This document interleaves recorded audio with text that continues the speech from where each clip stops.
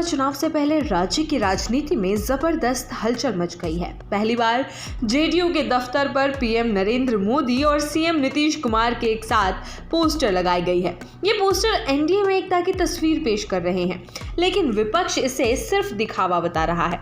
RJD नेता और पूर्व उप मुख्यमंत्री तेजस्वी यादव ने नीतीश कुमार की राजनीतिक स्थिति को लेकर तीखा हमला बोला है। उन्होंने कहा कि नीतीश कुमार अब अचेत अवस्था में है और सरकार कोई और चला रहा है। तेजस्वी का आरोप है कि असल में दिल्ली से गृह मंत्री अमित शाह बिहार की सरकार चला रहे हैं। उन्होंने कहा कि बीजेपी केवल चुनाव तक नीतीश कुमार को अपने पोस्टर में रखेगी, उसके बाद उनका क्या होगा ये सब जानते हैं। उन्होंने नीतीश कुमार के लिए दया जताई, लेकिन कहा कि ये रास्ता उन्होंने खुद चुना है। जन सुराज पार्टी के संस्थापक और चुनाव रणनीतिकार प्रशांत किशोर ने भी बड़ा दावा किया है। उन्होंने कहा कि चुनाव के बाद जेडीयू का दफ्तर बीजेपी का दफ्तर बन जाएगा। वहीं नीतीश कुमार मुख्यमंत्री नहीं बनेंगे, बल्कि जेडीयू नाम की पार्टी भी नहीं बचेगी। किशोर के मुताबिक बीजेपी जेडीयू पर पूरा कब्जा कर लेगी।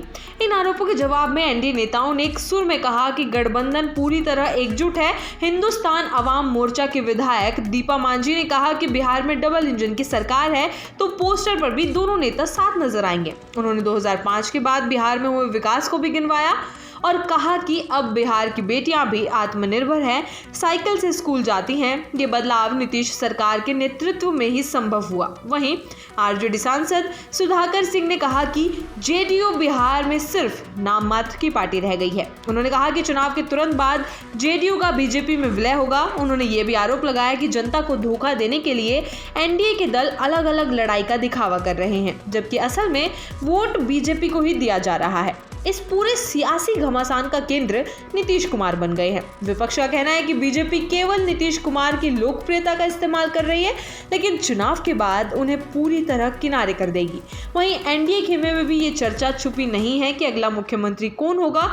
इसे लेकर स्थिति साफ नहीं है। इस चुनाव में सबसे बड़ा सवाल मतदाताओं के सामने यही है कि वे जिस नेता को वोट दे रहे हैं, क्या वो सच में सत्ता में आएगा।